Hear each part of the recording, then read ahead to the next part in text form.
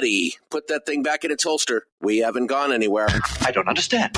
Check out the MichaelDukesShow.com for information on how to get access to the podcast. Welcome to the party, pal.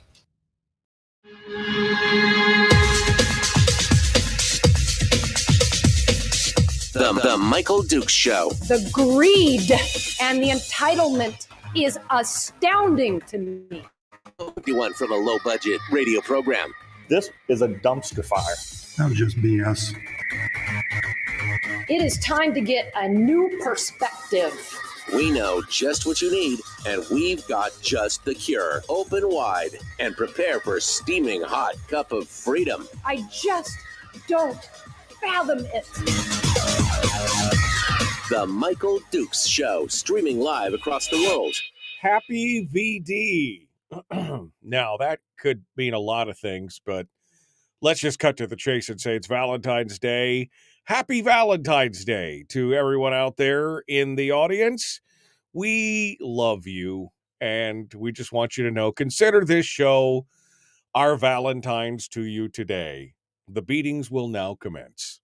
That's what it is, because it's Tuesday, and it's the VD Top 3. Oh, man, the Valentine's Day Top 3. And we're going to be going over that here shortly with Alaskans for Sustainable Budgets founder and director, Brad Keithley. He'll be joining us here shortly to talk about the big issues, the big news of the day. And we're going to start off with some stuff, including what Larry Persily, who is a, well, I don't know what Larry is these days, but essentially He's been a government servant for a long time. He's a longtime journalist with breaks for federal, state, and municipal service in oil, gas, taxes, and fiscal policy work. I can't think of a single time Larry and I have agreed on anything. So interesting part of the weekly top 3.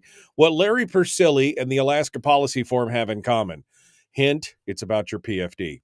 The second talking point today is going to be why isn't campaign finance on anyone's agenda this legislative cycle? And finally, another way to look at the bill that Dan Ortiz has put out and how much it would actually cost Alaskans. And it's a bunch. It's a bunch. So that is kind of the rundown for the weekly top 3 today. We're going to get started on that here in just a few minutes with Brad Keithley. Then in hour 2, we're going to talk with Chris Story, the man from Homer, who's going to come in and help us with our weekly life coaching lesson because, my God, we need some coaching around here. It's a bad deal. It is a bad deal. It's going to be good for Chris because we're going to feel bad, man. Hashtag feels bad, man. When it's all done, I'm sure.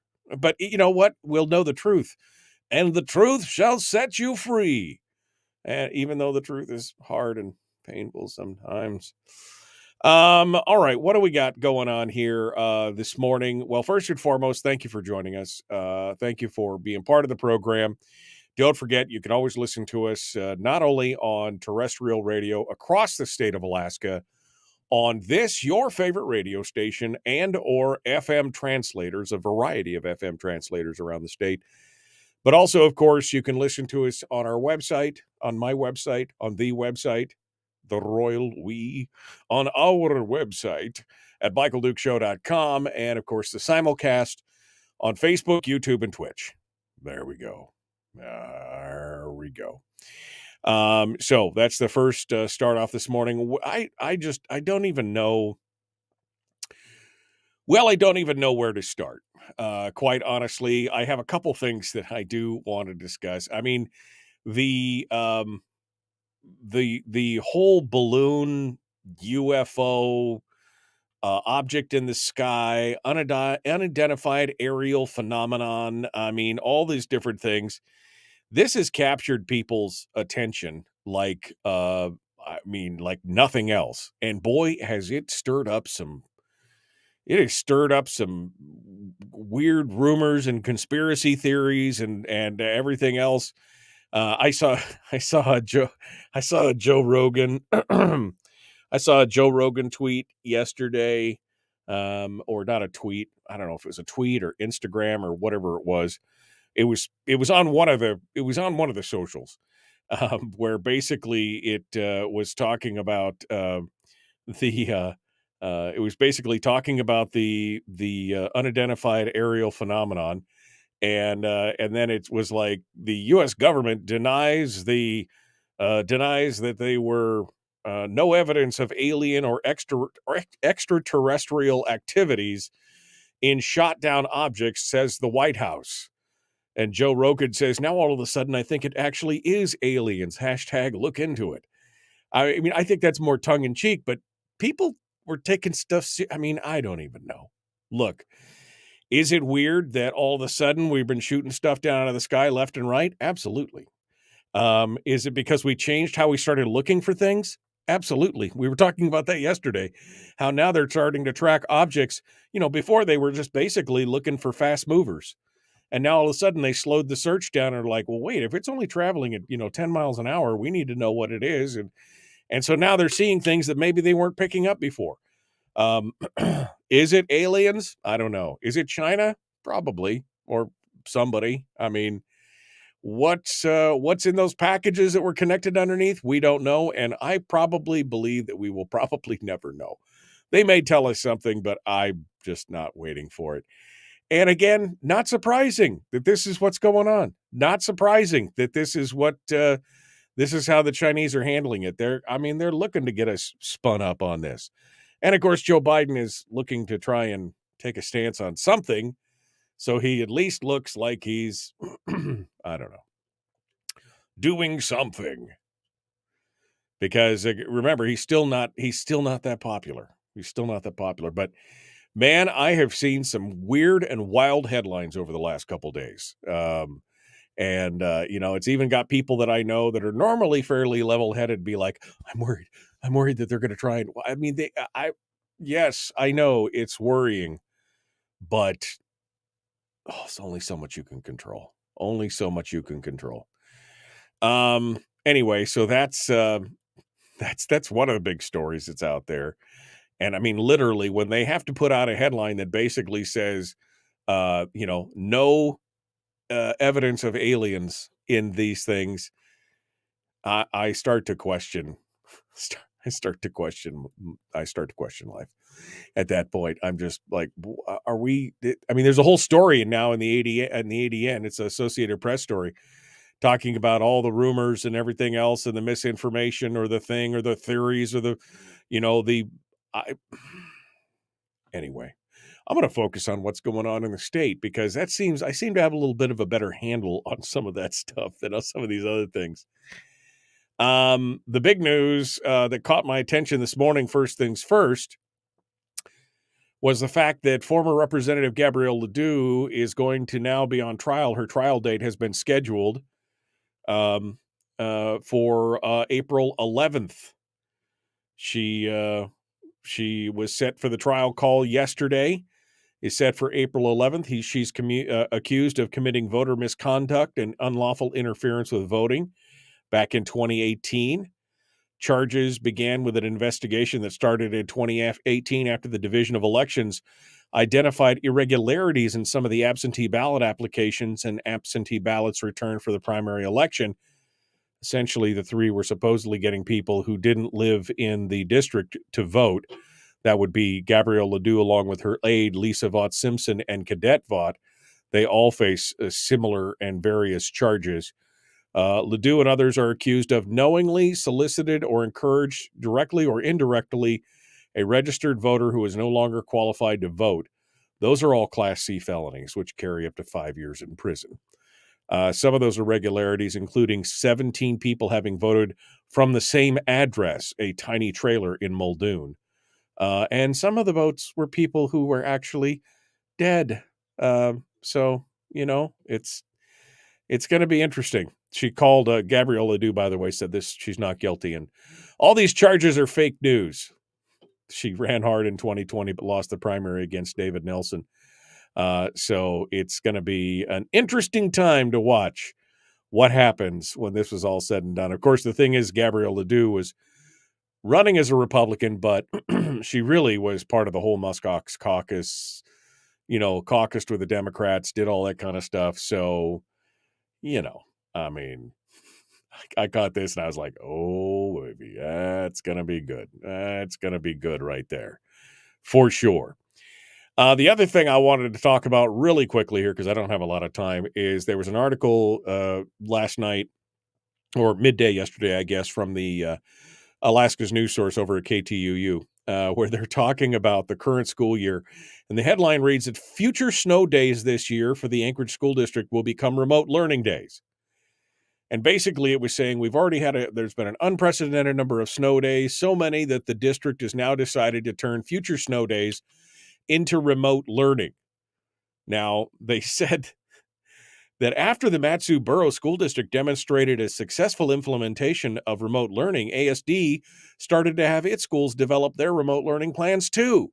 This is from the Chief Academic Officer, Sven Gustafsson. Yerdy birdie, my name is Sven Gustafsson. Anyway, Gustafsson said remote learning days are based on the student's school and grade level, and they will look slightly different for everyone. And I'm thinking, wait a second, didn't we just go through like almost 2 years of on and off remote learning with the pandemic?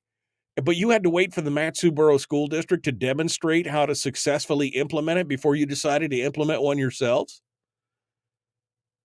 Hello? This thing on? I mean, I'm just looking at this, and this is the school district that continually is crying about not having enough money. I mean, they had everything all set up. This was already going on. And yet they turned around and they're like, oh, well, look, the Matsu they're still doing remote learning on all these, because it's been some wicked weather this year. I mean, it's been, snow and ice and sleet and wind and everything else. And the kids are just like snug as a bug in a rug at home in the Matsu because they've got remote learning that they carried over from the pandemic. And ASD is like, oh, well, maybe we should look back into that and figure out how to do it right. Well,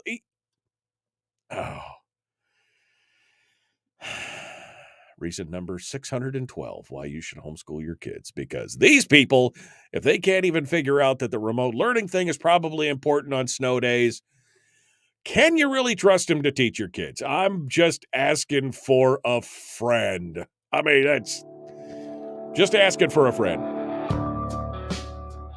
All right, we got to go. We got to get back to it. Brad Keithley coming up for our VDT3. Yeah. Sounds like some kind of additive that's in my drink or something. VDT3, the Valentine's Day Top 3 up next with Brad Keithley, Alaska's for Sustainable Budgets. The Michael Duke Show, Common Sense Radio. Back with more.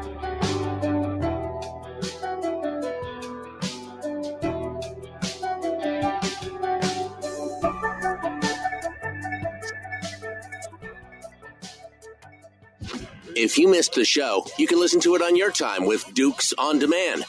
Oh, and it's free. Like America used to be. Streaming live every weekday morning on Facebook Live and MichaelDukesShow.com. Okay. I don't know. I just watch this stuff with the Anchorage School District like, oh, look at what we've discovered that other schools are, my gosh, we could figure this out. I mean, we've only did that for like a year, but man, maybe we should do that on snow days so we don't have to add more days because we can't figure out how what the hell is going on? All right. Mass shooting at Michigan State University as well. Yeah, I know, but I don't give those things. Usually I reserve that for Friday if we're going to talk about it, because what are we going to, what are we going to figure out about that? I mean, what are we going to, there's nothing we can do about it at this point other than go forth on our loved ones. That's all we can do. All right. What's going on? PFD, U.S. Biden blowing up Russian pipeline. Florida single image one is a blah, blah, blah. Moldunicans. Trying to understand the brain of how the brain works on low IQ bureaucrats is difficult. I mean, after all, they don't know what a woman is. Yeah, I could see that. I could see that being a problem. Can't figure out ways. Maybe you should not be telling us what to do. All right. Let's get Brad in here because I'm obviously a hot mess today. Let's get Brad in here. Yeah, I don't know what to say. It's just So when you run out of things, you get me in here. Is that how this goes? That's it. I mean, I just don't even know what to say anymore. I'm watching all this stuff on the news, and I'm scratching my head like, that's enough internet for today. Kind of is what it is. That's enough adulting for today. I'm going to walk away from this because there's just so much crazy stuff going on out there. Yes, a lot of people get VD on VD. Yes, it's possible that they do. But today is the VD T3. That's all I'm saying. That's a new thing for me. It's the VD T3. Hey, Brad, how's it going on your Valentine's Day? How's it going? Michael, I'm doing great, and please tell Terry Happy Valentine's Day for me. I'm not going to wish you a happy Valentine, but I'll do that for Terry. Everyone loves me, Brad. I just assume that. I mean, everyone loves me no matter what. Well, thank you, my friend. I appreciate that. We're ready to go into the weekly top three. Did you catch this article from the ADN yesterday talking? I don't know. And I know it's expected now. It's not like it's a surprise, but sometimes just the tone of the paper of record for the state of Alaska is just so. The headline read, "A month into the legislative session, the GOP-dominated House majority is still deciding priorities." Now, if this had been the other coalition majority, it would have been some strong stance about how they've got what they need and they're focused and everything else. But it's this constant nitpicky kind of thing. And doesn't it just wear you out sometimes? I mean, is it me or am I missing something here? Or am I calling this wrong? You tell me. No, it's worrisome. I mean, the majority does have its priorities on certain things, and the article makes that clear once you get down into it. They don't have their priorities on everything, but no majority ever has their priorities straight on everything until you get toward the end of the session, and things have sort of sorted out. So yeah,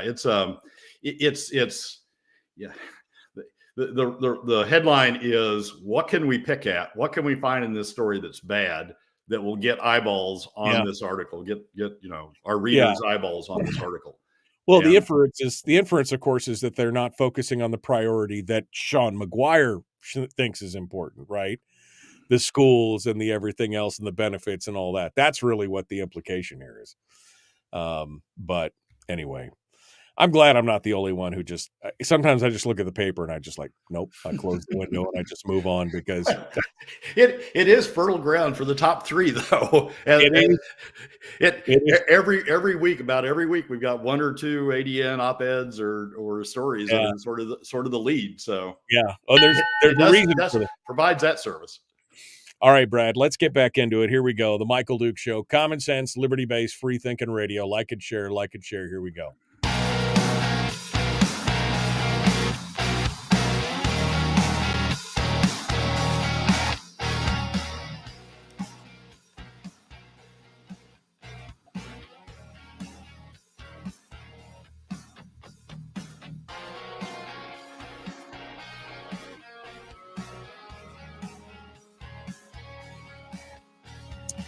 Okay, we are continuing on this morning, ready to do our thing. Brad Keithley with Alaskans for Sustainable Budgets comes on board this morning, and he is here to join us and talk with us about what we like to call the weekly top three. The top three items that caught Brad's attention this week. I don't know, how do you pick the items, Brad? I mean, how do you do it? Do you just kind of throw a dartboard at all the mess that is Alaska, or do you...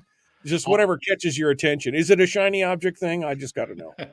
Well, on Monday, if I haven't already decided on them over the weekend, on Monday, I open up tabs to all of the major news sources in the state. And I just go through them one by one and sort of a process of elimination of getting it down to a few stories. And then I pick the top three from that. There you go. Well, I mean, it is, and we were just talking about the ADN and what's going on. And I mean, that's definitely rich and fertile ground for some top three material out there in the ADN. That's what we're talking about.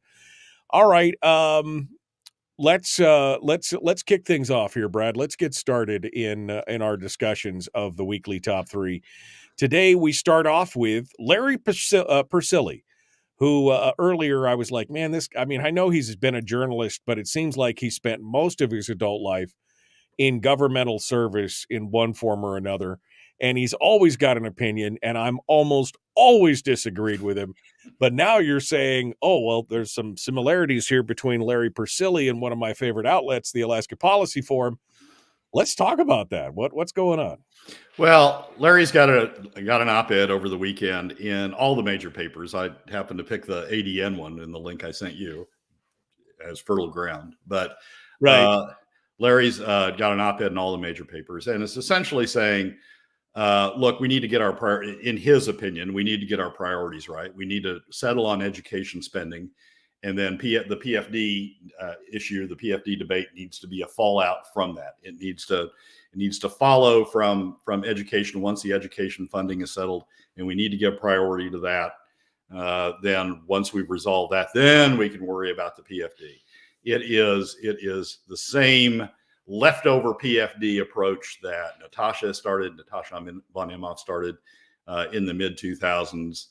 Her and Bert and David Thiel and others, the same approach now taken to education. And every year it seems to be, well, there's something else. There's something else we need to do first. Then we'll get to the PFD, and the PFD will be the leftover after we do that something else. So Larry's editorial is all about trading the trade-off between the PFD and education. He leaves one thing out.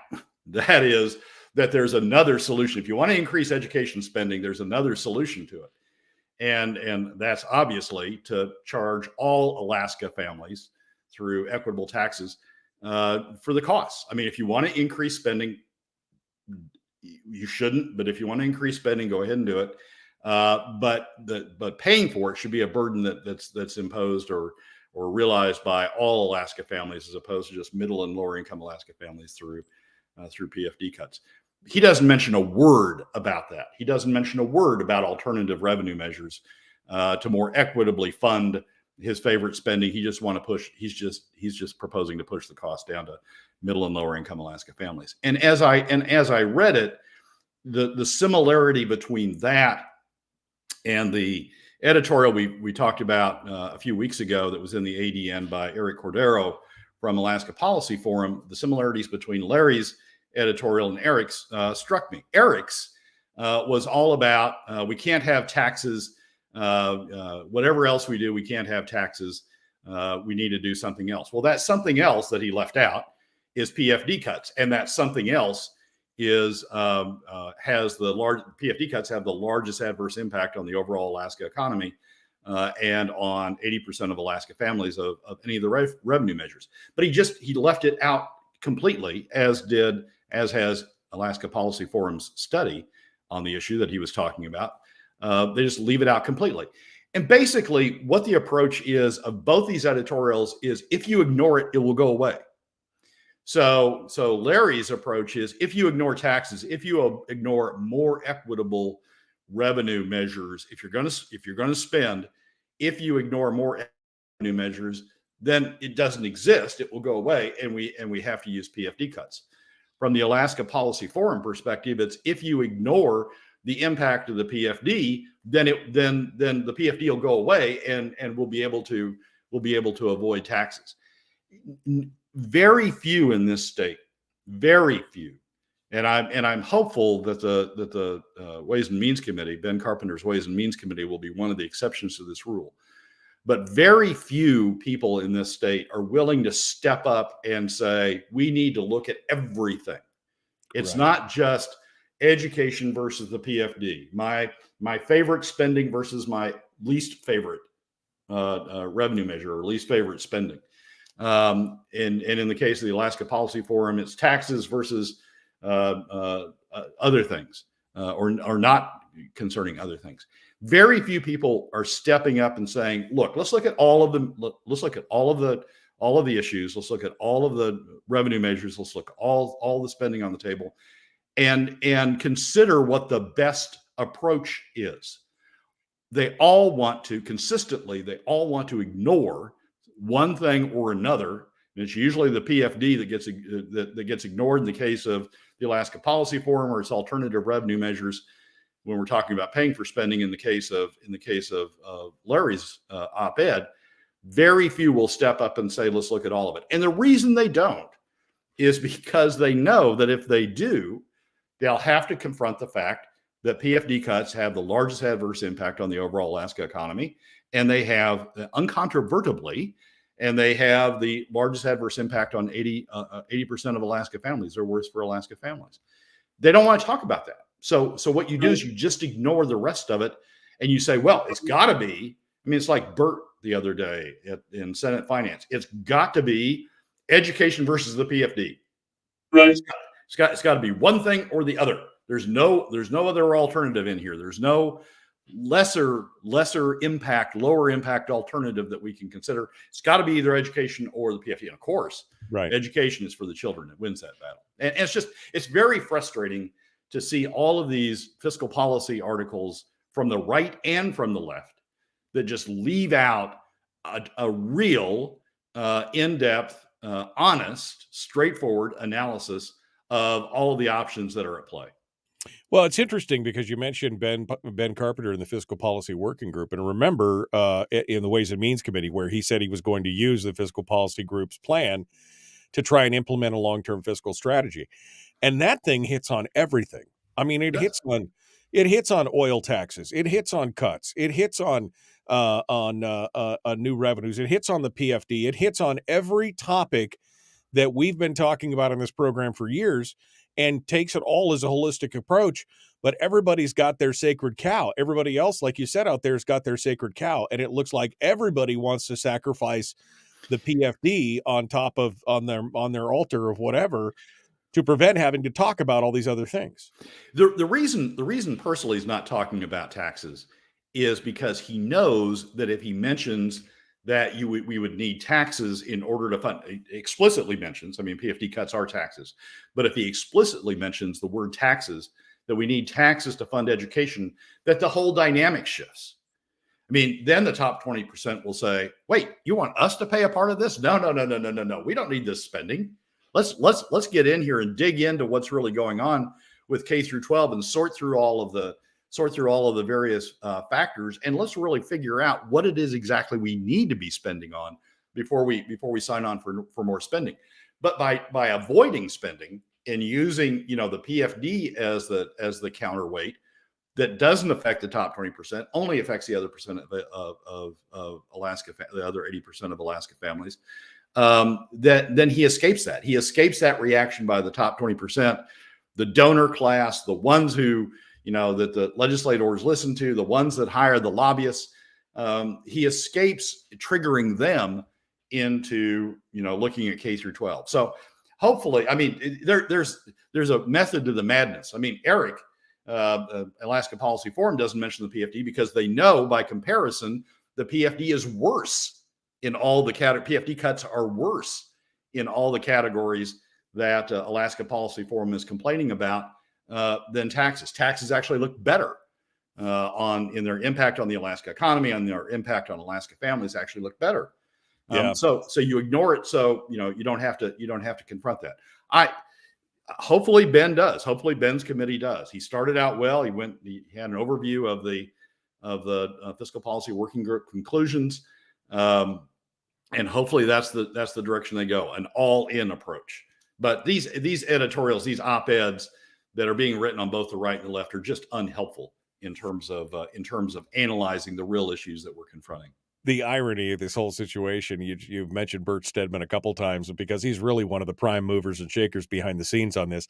And I had to laugh when they did that piece on Donna Ardwin coming back, that he was like, oh, she's just not good for Alaska because she didn't have any analysis of what the impact would be of any of these cuts. And I'm just thinking, you continually go back to rake and rape over the PFD, and you have no impact. You have no impact analysis of that either.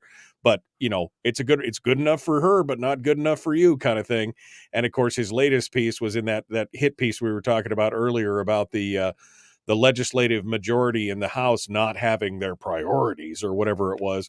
And he's quoted again Sitka Republican Bert Stedman, co-chair of the Senate Finance Committee, said reducing this year's dividend to roughly $1,300 would allow the state to cover the Senate's education budget boost, all municipal bond debt, and a projected $300 million deficit baked into the governor's proposed budget. They've already made their minds up, Brad. They have already decided where they're going to go, and the narrative is already out there, period. Well, Bert certainly decided where he's going to go. And look at what he's triggering.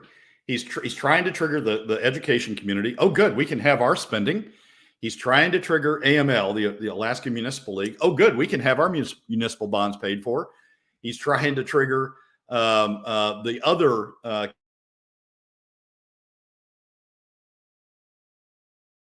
Looks like we lost Brad for a second here. We'll see if it gets caught up.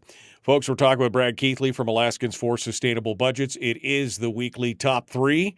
We are talking about the latest piece from Larry Persily in the ADN, the latest opinion piece. Sorry, Brad, you got caught up there. You froze. Oh, okay. You're back here. So anyway, finish your thought. I apologize.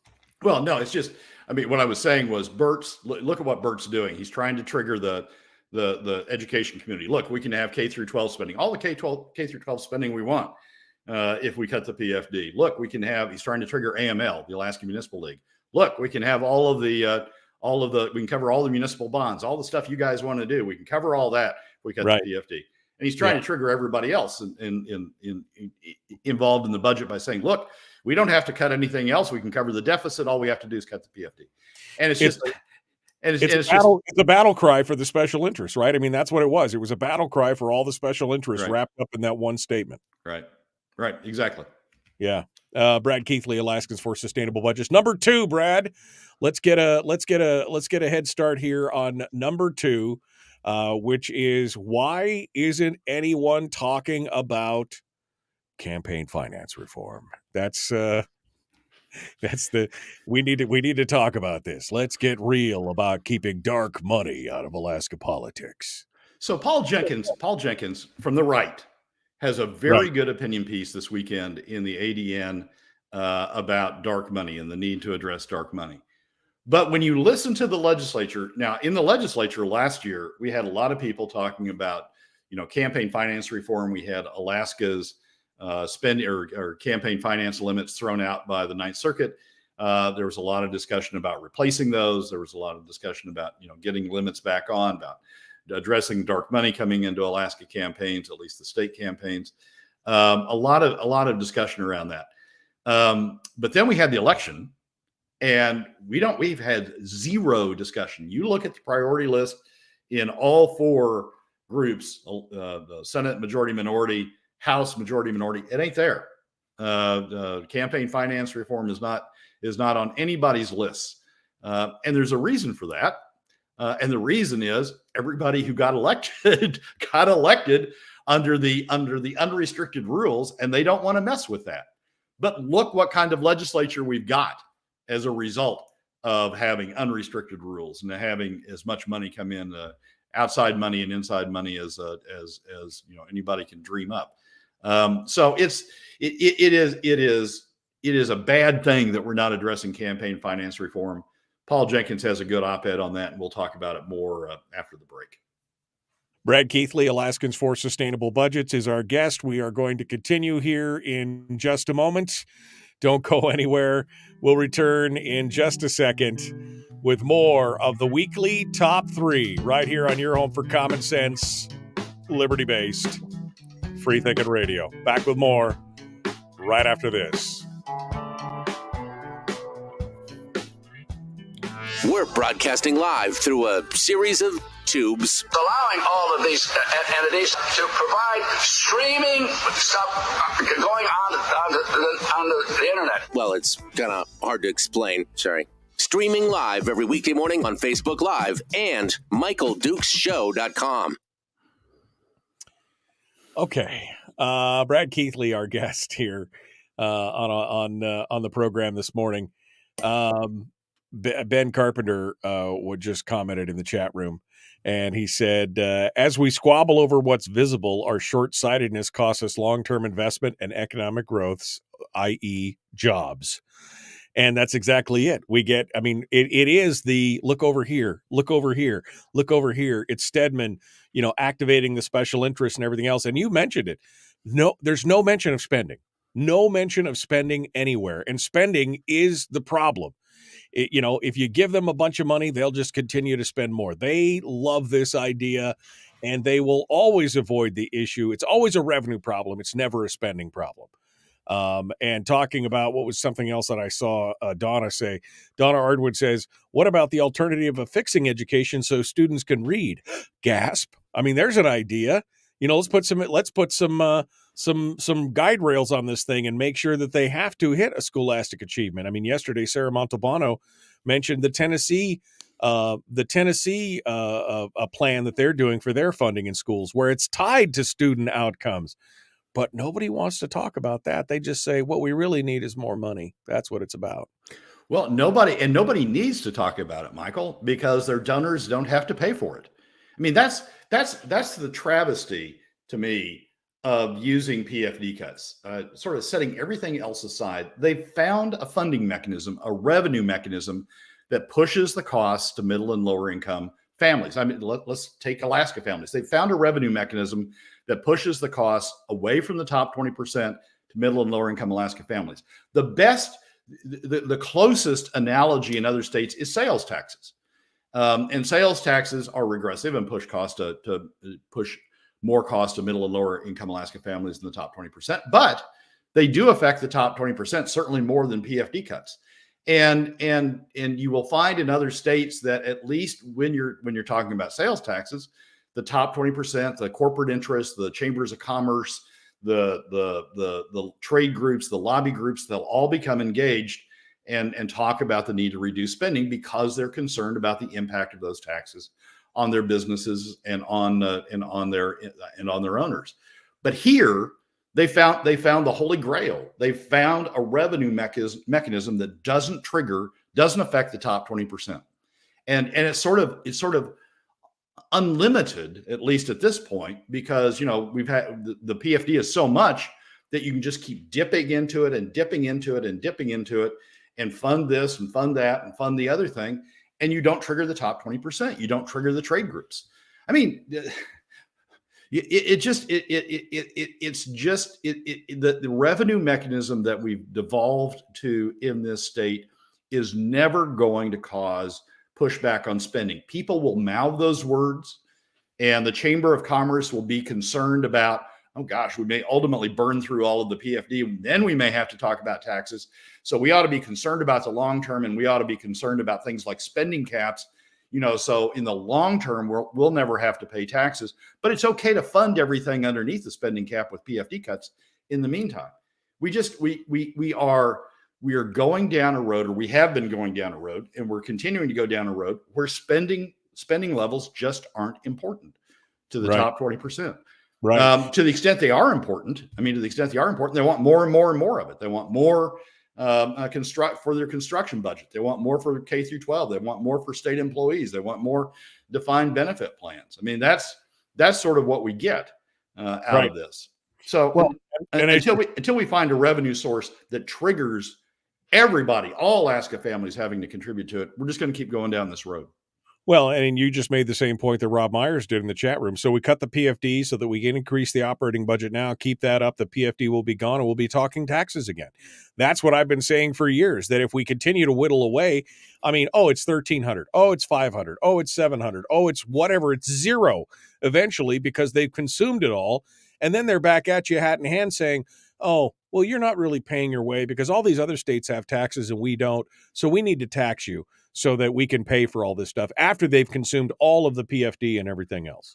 Well, the way to get that under control is to make them pay now. I mean, if they're going to make middle and lower income Alaska families pay, contribute to government costs through in increasing amounts through PFD cuts, make the top 20% pay as well. Get them engaged now so they start putting the brakes on now, as opposed to waiting until the PFD is entirely gone, until middle and lower income Alaska families have given up all of their benefit, of all of their inheritance coming out of the PFD toward government. And then maybe the top 20% will get engaged at that point. Make them get engaged now and bring them into the process of of complaining about, pushing back on, saying that we don't need all this spending, pointing out, using their resources instead of saying, oh no, use PFD cuts, don't touch us.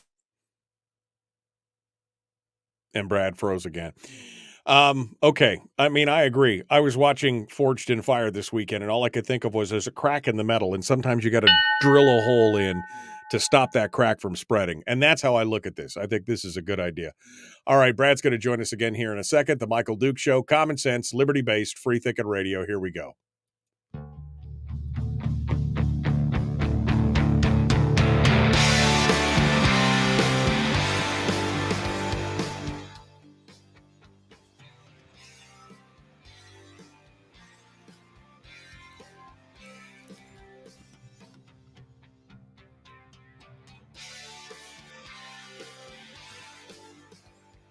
All right, we're continuing with Brad Keithley, Alaskans for Sustainable Budgets. The weekly top three. We were talking about number 2, which is the dark money aspect of it. This discussion on it. We were talking about the piece by Paul Jenkins in the ADN, and he lays out the same argument, Brad, that I've been making since the very beginning.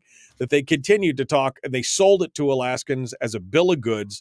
That it was about dark money, failing to acknowledge that the whole thing is being funded by dark money, and really the whole thing is just we were being gaslit the whole time. Michael, we've got the best legislature that money can buy, unlimited money can buy, and we're seeing the results of that in terms of, some of the issues we were just talking about in terms of PFD cuts. The moneyed interests don't want, the top 20% don't want to pay for things, so they use mechanisms, revenue mechanisms that push the costs down to somebody else. And they use their resources rather than pushing back on spending. They use their resources to push those costs, the costs of spending, down on somebody else through PFD cuts. And some of that, a lot of that, is due to the fact that we have unlimited campaign finance in this state now. We've got outside interests that can give money. We've got inside interests that can give money and fund legislators who are going to be responsive and are going to be concerned about those issues that the top 20% is concerned about. One of the ways to get that back under control is to go back to where Alaska was before and have campaign finance limitations, so that legislators can't rely on just 1 or 2 or 3 or 4 or 5 sources of income, of revenue for their campaigns, and be good. And we can't have outside interests coming in and influencing the legislature on significant issues, and not have to worry about the consequences. We need to go back to a system where legislators need to get a little bit from a lot of people in order to finance a campaign. A little bit from the top 20%, but they're limited in how much they can get from the top 20%. But quite a bit from middle and to some degree lower income families as well. They need to be sensitive. They need to have to reach out and find support in those levels instead of just being able to get all their funding from one source. So Paul Jenkins is right. What's really sort of interesting about this is campaign finance reform is typically an issue you hear talked about on the left. But in Alaska, we're seeing now with Jenkins' article in particular, Jenkins' op-ed in particular, we're now seeing it to be an article that's showing up on the right. And part of the reason is there's a lot of left side money out there in the U.S. that's finding its way into Alaska. You and I have talked about Alaska being a cheap date. Yeah. And a lot of money's coming in here trying to influence campaigns, not only at the state level, but also at the local level, even at the municipal level. And we're just seeing the influx of that money come in. So Jenkins has got it right. What's disappointing is we're not seeing that. Disappointing to me is we're not seeing that as an issue in being pursued by any of the caucuses as a priority. And the consequence, I think, of that is we're just perpetuating the system we've now built, which is unlimited funding and unlimited funding from the left that will influence elections.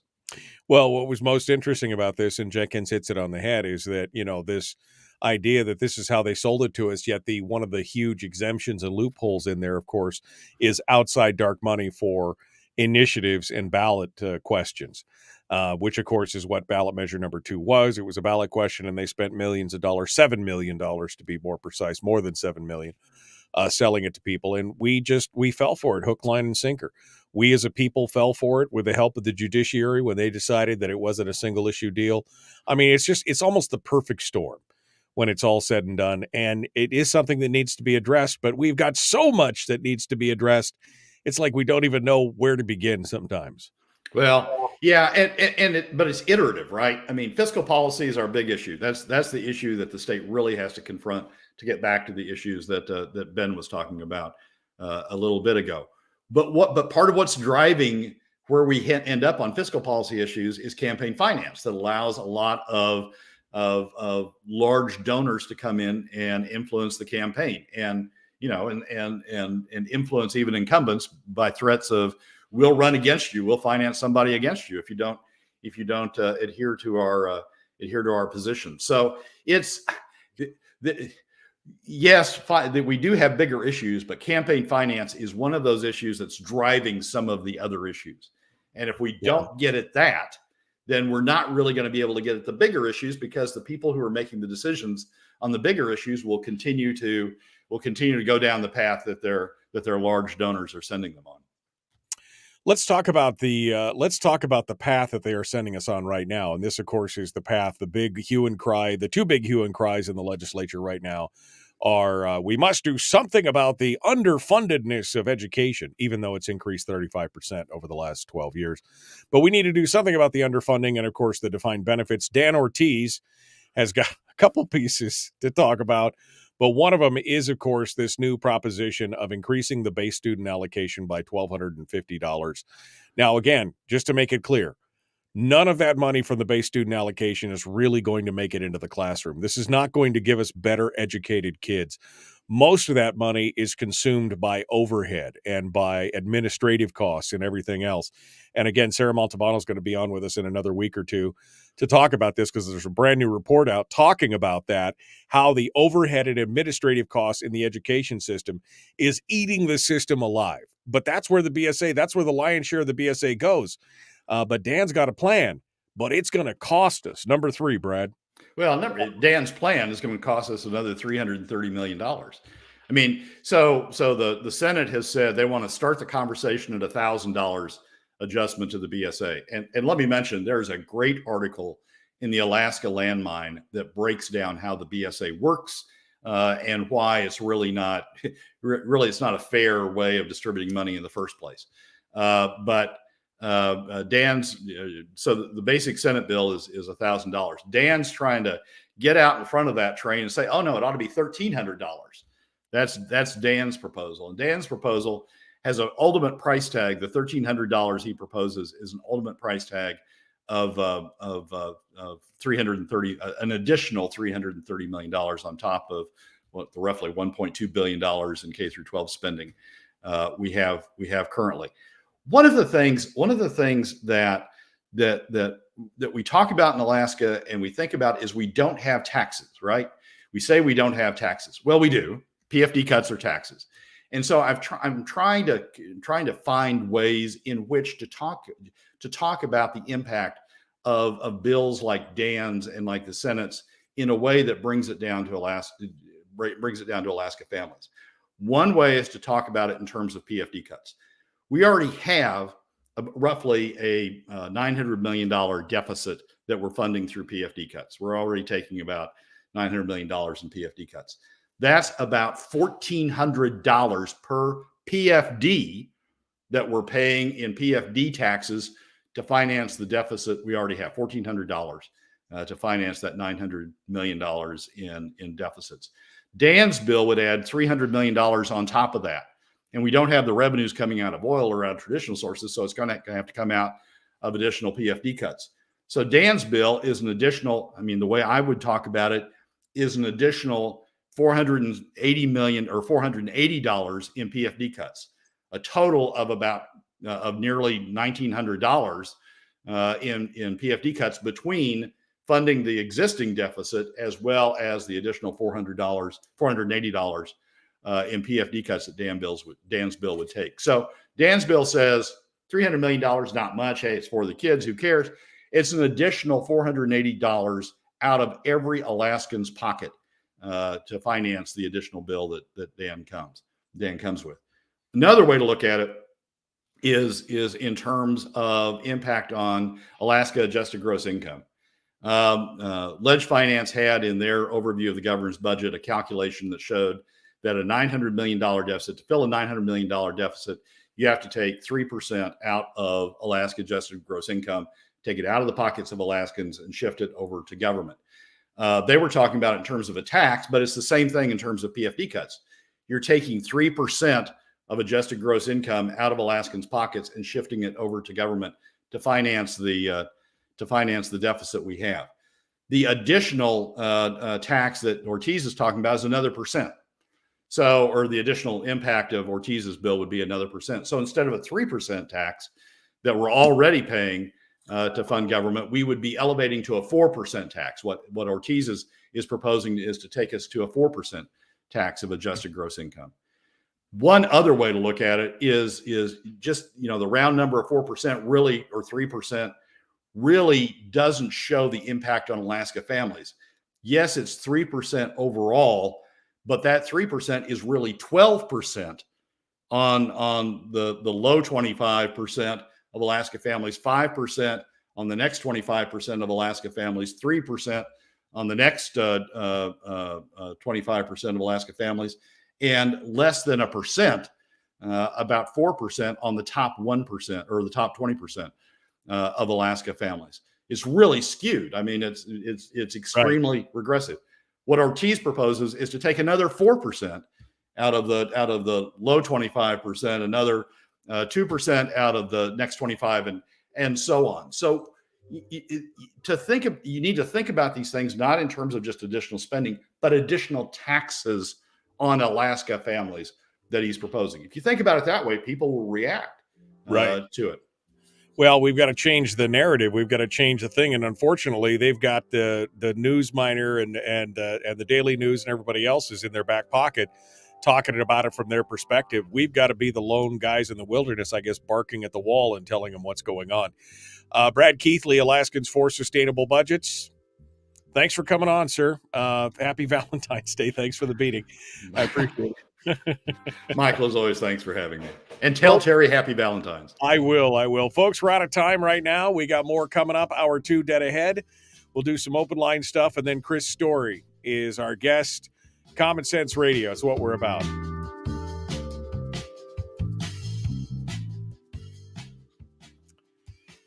That's the thing, Brad. If we could get people to see this in terms of it's already being a tax, they would, maybe it would be more understandable.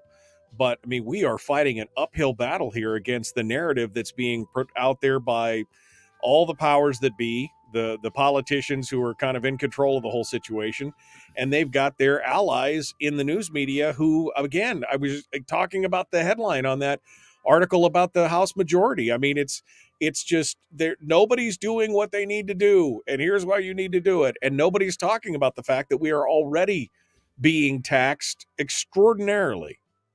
We are. I mean, that part of the issue is we sometimes fight. Conservatives sometimes fight amongst themselves about whether the PFD cuts are a tax or not. They are. They take money out of Alaska adjusted gross income, Alaskan adjusted gross income, and move it over to government. That's a tax.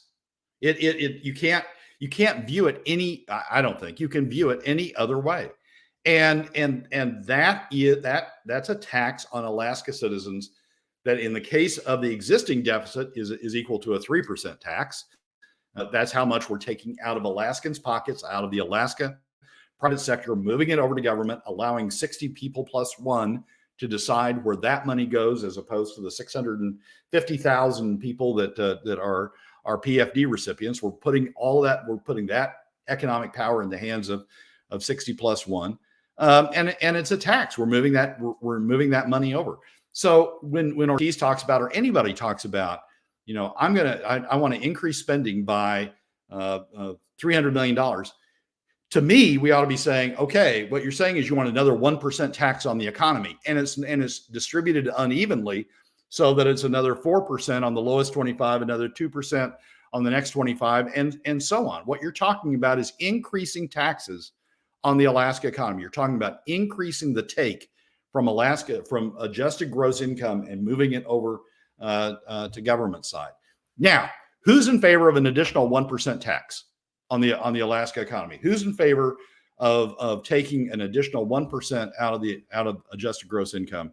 And now we're going to have a 4% total tax. I mean, even if you view Alaska, if you view the 3%, it's sort of reasonable compared to everybody else. But you start talking about 4, 5, 6%, which is what they're talking about in the legislature with this additional spending. This 4, 5, 6% of Alaska adjusted gross income, moving it over to government. Now you're getting into the range of California, New York, and Illinois, some of the high tax states. So. Well, and it's not an equitable distribution either. As you point out, it disproportionately affects the lowest income earners. So if it was a 3% tax, great, I guess, if everybody's paying the same. But since the lowest is paying 5% and the upper is paying less than 0.5% at that point for the 1% that Ortiz wants, then sure, go ahead. Less than 0.5%, I'm fine with that. Oh, wait, I'm down here at the bottom and it's 5%. That's a problem. I mean, that's the thing. They're not treating it as if it's a tax. Yep, exactly right. We're not talking about it as if it's a tax. It's just, oh, that's free money. Well, it's free money that's coming out of the pockets. It's inheritance money that's coming out of the pockets of Alaska citizens and moving over to government, just like a tax was. I mean, the government's grabbing it before it gets to the citizens' pockets. They're withholding it and diverting it before it gets to citizens' pockets. But under the statute, it's supposed to be going to citizens' pockets. So it is as much a tax as anything else. And I think we need to be talking about it, and I need to be talking about it more, certainly, but we need to be talking about it in terms of a tax and in terms of quantifying these spending proposals that people have in terms of the additional tax, the additional impact it's having, and adding it to the base. I mean, somebody would say, well, 1%, we can afford one. Well, it's 1% on top of the 3% that we've already got. It's now a 4% tax, and then a 5% tax, and then a 6% tax.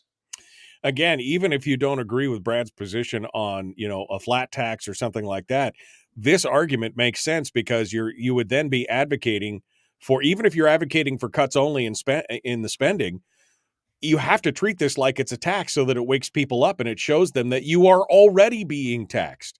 If you want to cut it back, we have a spending problem, and this argument makes that this point makes that argument better than anything else, because we are being taxed already. Okay, you don't want it, you'll want a flat tax. Great. Well, we're already being taxed and it's already disproportionate. And do you want to add more? Yeah, exactly right. Do you want to add more to the $1,400 that's already being taken out, that's already being taxed out of the PFD? Do you want to add more to the 5% that's already being taken out of middle income Alaska families in terms of the existing impact of PFD cuts?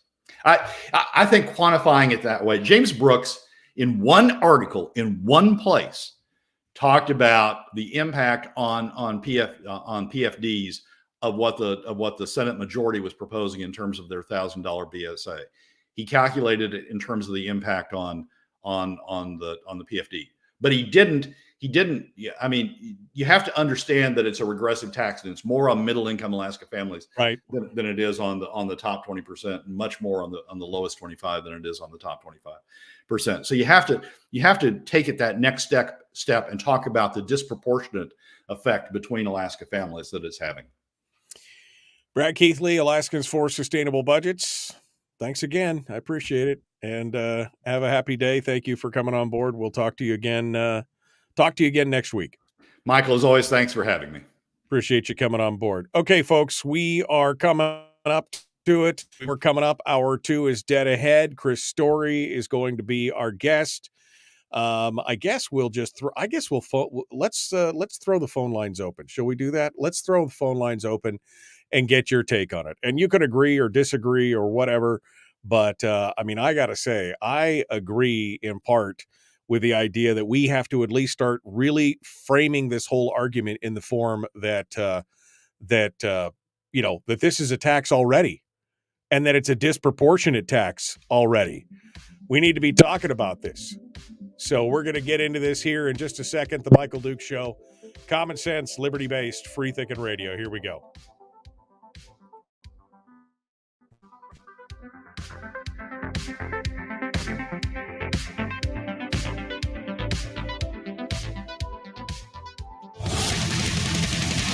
Whoa, buddy. Put that thing back in its holster. We haven't gone anywhere.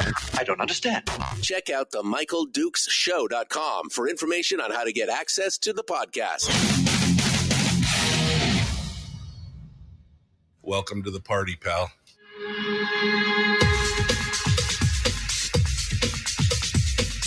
The Michael Dukes Show. The greed and the entitlement is astounding to me. What more could you want from a low-budget radio program? This is a dumpster fire. That was just BS. It is time to get a new perspective. We know just what you need, and we've got just the cure. Open wide and prepare for a steaming hot cup of freedom. I just don't fathom it. The Michael Dukes Show, streaming live across the world. Across the world on the internet at michaeldukeshow.com and across the state of Alaska on this, your favorite radio station and or translator. Hello and good morning. Welcome to it. Hour 2 of the big radio show. And we are ready to dive into this and talk with you. I think now is the perfect time to discuss what Brad was just going over. I know there's some people in the chat room who disagreed with it and are upset that we would deign to talk about the idea that the cuts to the PFD are already taxes. And as I was just saying a minute ago, look, you don't have to agree that any kind of new taxes is the way to go. I mean, I'm not on board with that anyway. I think it's a discussion that we need to have, but we need to be treating what's going on with the PFD and talk about what it really is. It is a tax. What's going on with the PFD is literally a tax on the income. They were talking about AGI, the adjusted gross income component of what was going on. The $900 million that they're using and taking out of the dividend to pay for the deficit. That's 3% of the AGI, the adjusted gross income of the state of Alaska.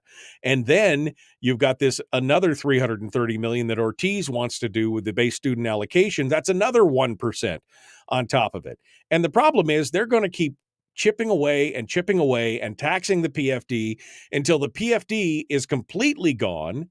And then they will come back and say, well, now we need to talk about new taxes because, hey, you Alaskans, you're not paying your fair share. You're not paying taxes because all these other states pay taxes. We should do what they do.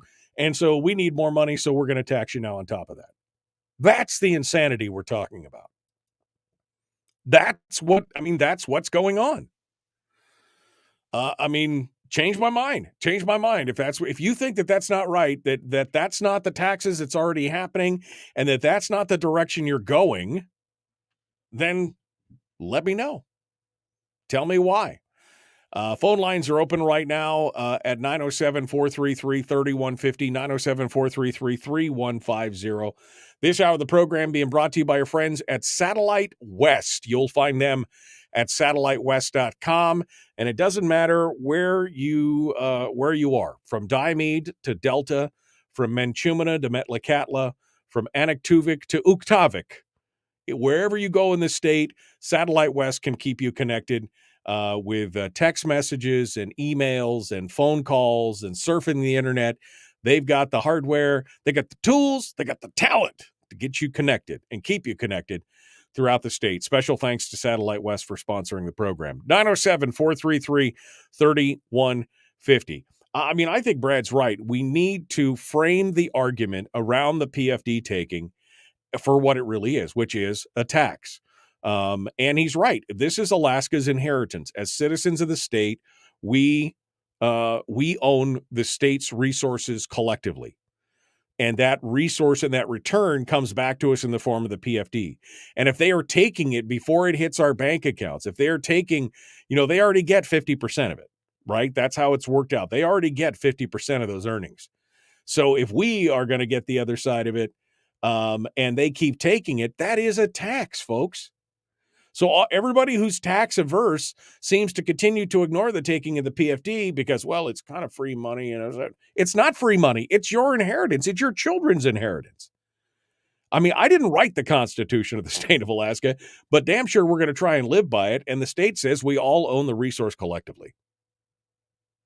You know? Now, does that mean we give up on the idea of cutting into state government? No, but we have to frame the argument specifically in the beginning so that we can understand where, we can delineate where our position is. We are already being taxed. Already being taxed. Now we can start talking about things like cuts only and everything else. Now, is there the political will to get that done? I don't know. I don't think so, but it doesn't mean that I'm going to stop trying. Let's just put it that way. Let's go over to the phones and see what you have to say. 907-433-3150. Over here. Good morning. Who's this? Where are you calling from? Randy in Fairbanks. Randy, what's on your mind? Well, I saw a good, interesting, sensible bill that was presented by the Ways and Means Committee yesterday. I went into the LIO and testified in favor of it, and it's HB 45. And what it would do, it would allow anyone in the top 20%, or anyone actually, but I'm just adding that, the top 20%, who advocates a state income tax where they could, in $25 increments, could donate their PFD to the state government, similar to the Pick, Click, Give program. And all of us people in the bottom 80% who don't want to donate to the state or anything from our PFD or to any other Pick, Click, Give item, can just decide not to donate it to the state. But it would provide a convenient checkoff box right on the electronic PFD application form where someone could donate, just $25 of their PFD or all of it or whatever they choose. And I think it's a good idea. I testified in favor of it. Well, sure. I mean, if that bill goes into law, are you going to go ahead and donate just $25? Or are you still donating all of your PFD back to the state? Well, the person has a choice. The person could think about it. For instance, in last year's PFD to 2022, in fact, I'm holding it in my hand. I still have not sent this check back. It's for $3,284. And it's a beautiful check, it's a beautiful thing, it's a wonderful, the heft of it. It helped a lot of people, by the way. And I do plan to send this back because after hemming and hawing about it, I think, well, they're still going to have a deficit and we still need to get, I read in the Newsminer where there were invasive species invading our waterways here in the interior, and they're trying to combat that. But the article said that they didn't quite have enough funds, or they're always scratching for funds. So I guess I could donate my check to help that, as well as the Connect Goose Bay Road that I want to see expanded. But yeah, people can have the choice. So I think HB 45 is a good thing. Well, Randy, you feel free to, I'll give you my address. You can feel free to send me that check. Just endorse it and send it over here because I will put it to good use much better than the government will. But I mean, if people want to do that, that's on them. That's totally fine if that's what they want to do. I don't think you're going to see any of the top 20% signing over their dividends to the state, in the near future. I just don't see that. Because why not? Because they've got all the little people ready to do it. They're okay with that. They're okay with taking that money and letting it go. If you want to give your dividend back to the state, more power to you. I find it ironic that instead of not filing, you still file, because I guess by not filing, you're not getting your fair share, but by filing, you are, and then you can send it back. But if it's not yours to begin with, then why even file? I mean, at that point, if it's not yours to begin with, why even file? Yeah, I just like to look at it, and I like to have the option of keeping it. Someday I'll start taking it again when the conditions are right and I feel comfortable about it. Still kind of like the Social Security. I must confess, and it's a whole different ball of wax, but I still have not applied for that Social Security that I'm planning to, because there's a little tiny thing in me that still have given me a little hesitation, but I'm going to do it pretty soon, I think. And because I did pay into that account. And I don't even know, Randy, God love you, but I don't even know why. I have no idea why you would even hesitate to file for Social Security, because that is your money. You did put into it for years. You're already well over the age to which you could have claimed it. You said, what did you say? You were 65. I mean, so you're already over the age. 68. I mean, so you're already well over the. Why, Randy? Why wouldn't you file? I don't even understand it. Just take the money that was owed to you, take it and run. And you know what? Take the PFD, because that's your money. Whether you think it is or not, it is your money. It's your share of the oil wealth in the state of Alaska. And you know how to spend your money better than anybody else, better than the government, better than some guy on a board working on invasive species, better than some legislator in Juneau. You know better how to spend your money than anywhere else. And so, Randy, take your PFD. Take your Social Security, because that's the right thing to do. It really, really is. It's not that hard. I don't understand why you're having such a conundrum over it, but just take it. It's your money. You know how to spend it better than anyone else, period. Thank you for your call. Thank you for your call. I mean, I cannot even wrap my brain around the mindset of all, at this point, if I was anywhere close to Social Security age, I would take it, because, I mean, they're already predicting that by the time I hit Social Security age in like 10 years, there will not be any Social Security. I will have put all that money into there for nothing, and there will be nothing to pay out to me. Great. So if I could take it today, I would take it today, because it's going away. I paid into it for all those years, and I'm going to get the short, sticky shaft at the end of this thing. Why you would even hesitate is beyond me. Absolutely. And again, you're 68. You could have been drawing that thing for what, 6 years? 62, right? Is the first year you can draw. You could have been drawing on that thing for 6 years. And now you're like, well, I don't know if it's insane. Take it. It's your money. Over here, one more call before we go to break. Good morning. Who's this? Where are you calling from? This is Carlene in Kodiak. Good morning, Carlene. What's on your mind? I'm watching the movies IOUSA and Maxed Out, and it's about the state of our nation and the unfunded liability of the Social Security. It was funded. They've just taken it to pay the interest on the money that we borrow from other countries. Sure. And then I'm reading the book Animal Farm, George Orwell, 1984, and the problem with socialism, Thomas J. DiLorenzo, and the quote of Margaret Thatcher famously said, the problem with socialism and socialists is they always run out of other people's money. Yeah. And I'm also reading Tucker Carlson of Fools. And when he was in the first grade, he didn't know how to read or write. So his father, because of the liberal school teacher, his father hired a tutor. That's all I have, Michael. I appreciate it. Thomas G. Lorenzo's got some great books out there, and you're right. When you run out of other people's money, that's part of the problem. And that's where we're at today. We're running out of people's money. The legislature is running out of other people's money. When they take the PFD, they're going to suck it all down, and then they'll look you in the eye and they'll go, well, you Alaskans you're not paying your fair share. After they take all of the PFD and they continue to do all the spending on the PFD, they'll look you straight in the eye and they'll say, Alaskans, they're just not paying your way. All these other states have taxes, and we don't have taxes here, and we need it for the essential services even though we're spending, hundreds of thousands and millions of dollars, but, you're just not paying your fair share. So what we need to do is we need to have taxes. That's what's going to happen. That is what is going to happen. And like I said, that's why we need to have the conversation about taxes now before we reach that point, because if they've already taken all of the PFD, there's no going back from that. We will have no PFD and taxes on top of it. We should be talking about we should be talking about taxation now. Get the conversation started.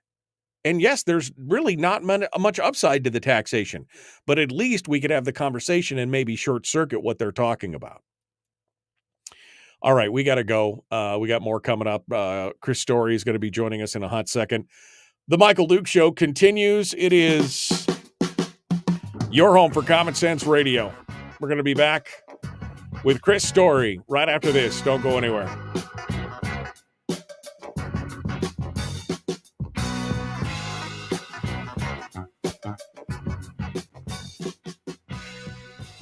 If you missed the show, you can listen to it on your time with Dukes on Demand. Oh, and it's free. Like America used to be. Streaming live every weekday morning on Facebook Live and MichaelDukesShow.com. Okay. Let's go back over here.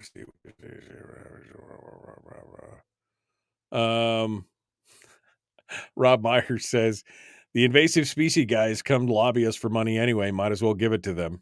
Oh, man. Just, oh, man. Proof that you can't fix stupid. My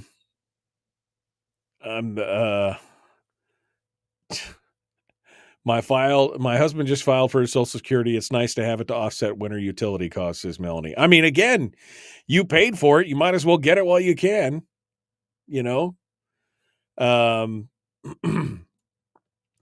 I told my kids, don't count on Social Security. It's going to be gone. Yeah, it is. They've already said it. It's supposed to run out the year before, according to I haven't seen the latest ones, but from last year, it's essentially supposed to run out the year before I'm eligible to file. So in the next 9 years, it's going to run out. It's just, ugh. Sounds, let's see, going here. Wouldn't it be cool if the PFD was only taken out of those areas of the legislators that want to take the PFD? A lot of the areas don't want to lose it. Yeah. That would be interesting, wouldn't it? Randy hit the nail on the head. He said he wants the option of getting his PFD check from the state. Well, we want the option of getting our PFD check from the state and doing what we want with it. Yeah. It unfortunately, says David, it seems like the never-ending story. Well, that's true. That's true.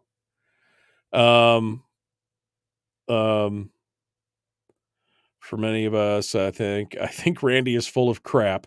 Why would you file for the PFD just to send it back? What a waste of time. If you didn't believe it was your money, why would you file for it in the first place? That's been my argument. If you didn't think it was your money and you didn't deserve it, then why file for it in the first place? Just leave it in the kitty. Just finish that. Just finish it up. Tim said he just finished his first year on Social Security, and he said they've been saying that for 30 years, Michael. What, that it's going to run out of money? Have you been following the debt ceiling talks and everything else? Because, yeah.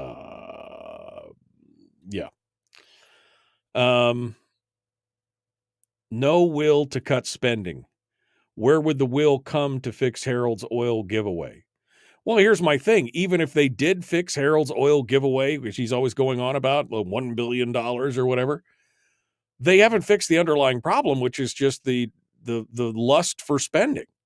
So if they drew another $1 billion from the oil company, then guess what?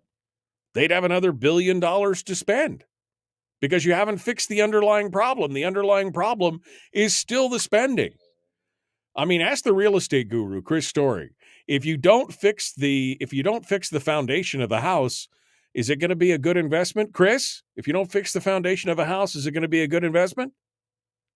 Do I have an opportunity to print money and reach into other people's pockets to pay for it? Yeah, that's true. That's true. Is that your dog snoring in the background? Is your dog snoring? Can you? Wow, this is a great microphone. Yes, it is. My dogs are King Charles Cavalier Spaniels, and they can snore any time they wish. Oh, King Charles Cavalier Spaniels, because I'm a special. No, I just missed that since I lost my dog a year ago. I remember that sound, and it was always good. It was always good. All right. Well, to your question, yes, of course you have to fix the foundation. Of course. Yeah. Well, that's the problem. For what we do, until we fix the idea that somehow this is a revenue problem and change it to what it really is, which is a spending problem, until we reach that point, It doesn't matter how much money we throw at them. They'll spend every dollar and then some. Period. True that. True that. True that. All right, Chris. What's today's topic? Whatever Michael Dukes wants to talk about. All right, here we go. We're jumping back into it. The Michael Dukes Show. Common sense, liberty-based, free-thinking radio.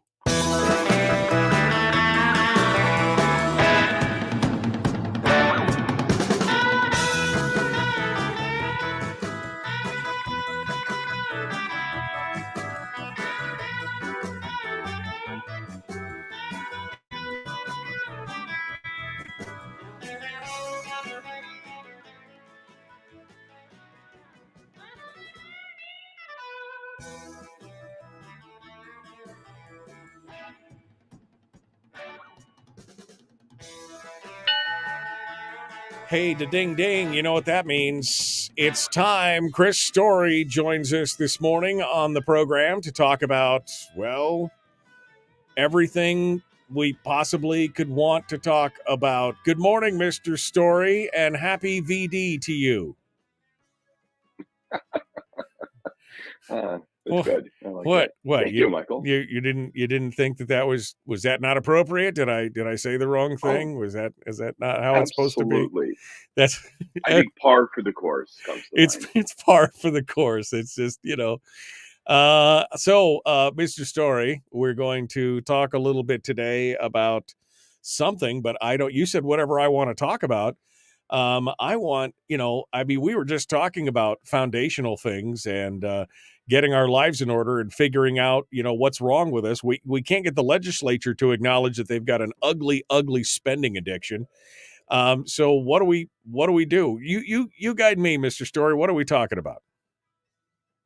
Well, it just occurred to me that every Tuesday I think in advance and I prepare and I come up with a topic that I think will interest you or be interesting because I'm interested in it. Right. And it just occurred to me that there might be whole facets of life, be it philosophical or whatever, that we're not addressing simply for the fact that I come here and shove my ideas in your face. And I thought, today I'm going to ask Michael, what's on your mind? Aside from, if I can say, aside from, what you just previously been discussing. Sure. Is there something else? Like you wake up in the middle of the night and worry about something? Is there, what's got you excited about this year? What are you worried about besides the permanent fund, which is, it's going to be taken?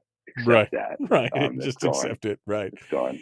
And Randy's going to send you his. Yeah. So we solved that. I'm trying to get him to send it to me because I can definitely spend it better than the government can. Chris, I would say that the one thing that I enjoy thinking about, ruminating on, and discussing is the effect on thought, on reality. And that's a bit of a broader subject overall, but because you touch on that quite frequently. How we think is where we're at, is how we'll act. How we think and the people that we associate with and the books we read will affect where we go from 5 years from now. I mean, I think that is, to me, one of the most fascinating concepts in this idea of getting your mind right is the effect of thought on reality in the long run. And there's a much deeper level of discussion here. And it could be everything from, the quantum mechanics of the observer effect, where is it a wave? Is light a wave or is it a particle? Depending on whether we're observing it or not, what is that? Is it our thoughts and our observations and our mere presence that change the basis of reality? Or is it something different? How we think does affect, and how we react to things affects the world around us. I think that's a fascinating topic, quite honestly. But, Yeah, so I do too. Yeah. So if you want to get into that, feel free. Well, it's funny you should say that because that's really interesting. And we've not, just for those of you listening, we've not discussed this in advance. This morning, literally, I was putting into my journal thoughts about the interconnectedness of mind and our connections through vibration, through thoughts that are not any different than the radio waves that are taking these words out across, an invisible plane that it received and then reinterpreted, and the vibration slowed down, sped up, so it couldn't come through the radio. The same thing with our minds. And I think that we put thoughts into the world, and we receive thoughts that are in the world. and we have an opportunity to interpret, to analyze, to reject, to accept, or simply walk unconsciously through the day, not knowing why we're in a bad mood, not knowing why we're having one negative experience after another, or the opposite, one positive experience after the other. But there's that consciousness, that conscious awareness. Napoleon Hill was writing about this in the early 20s, 100 years ago. And the idea that these unseen vibratory impacts that you receive in your mind, and you interpret and you create a life, or you create an emotion, or you make action or don't take action based on what you're receiving, is pretty fascinating. And it's, as you say, it's a bit quantum, it's a bit metaphysical, it can delve into the spiritual or the philosophic. But the reality is, in my life, I've seen it too many times. I've been receiver of too many ideas that I know came to me and didn't come from me, but rather through me, too many times to question whether or not it's true. I don't have the scientific wherewithal to explain it, or to understand it, or measure it, or even care to. I just like to use it. It's a little bit like surfing.